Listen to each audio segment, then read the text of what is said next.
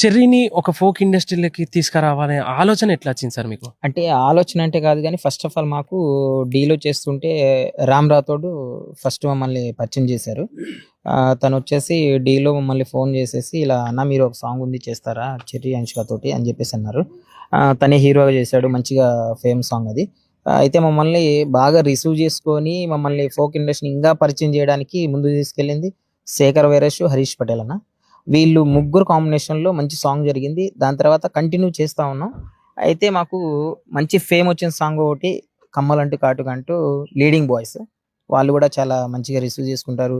దాని తర్వాత 'కమ్మలంటూ కాటుకంటూ' సాంగ్ తోటి ఒక 25 సాంగ్స్ 30 డేస్‌లో చేసామన్నమాట. 30 డేస్‌లో 25 సాంగ్స్ కొట్టేసాం. ఓకే. మంచి ఓకే సార్. ఇప్పుడు ఫోక్ ఇండస్ట్రీ‌లా మీ జర్నీ స్టార్ట్ అయింది సార్. ఇప్పటిదాకా 40 సాంగ్స్ చేశానన్నారు గదా! ఫోక్ ఇండస్ట్రీ ఎలా ఉంది సార్? ఫోక్ ఇండస్ట్రీ అంటే ఇటు సైడ్